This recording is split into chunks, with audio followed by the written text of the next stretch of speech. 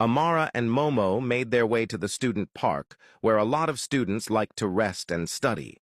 They both stood by the corridor waiting for Kai to show up. Momo looked at her and asked if she was okay, and Amara shook her head, telling her that her heart was almost escaping from her ribs. Momo, however, stated that she was excited and that they were about to be famous. She added that she was going to be famous by association because she was Amara's best friend.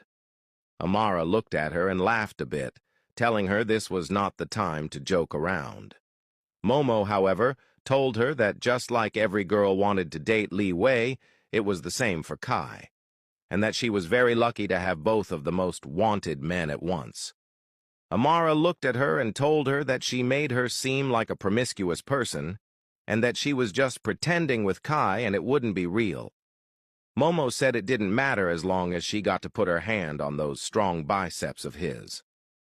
Both girls laughed, and Amara told her she was being ridiculous. As they stood there, Kai's car pulled over, and the door opened as he stepped out. Immediately, screams could be heard all over campus as students, especially girls, ran over calling out his name, their cell phones out, and ready to record him.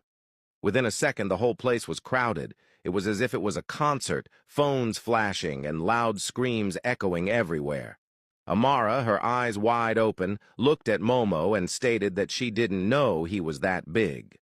Momo smiled, stating that she had tried to tell her that just breathing the same air as Kai was like a blessing because he was very famous.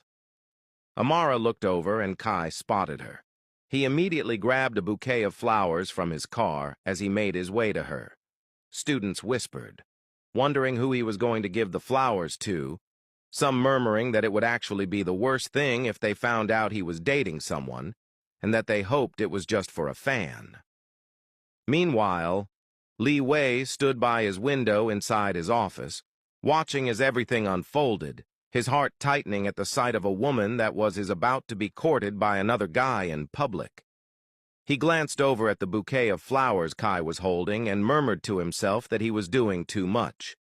He grabbed his cell phone to call him and end everything, but held back as he thought about how he had made a promise that he wasn't going to be jealous or act obsessed.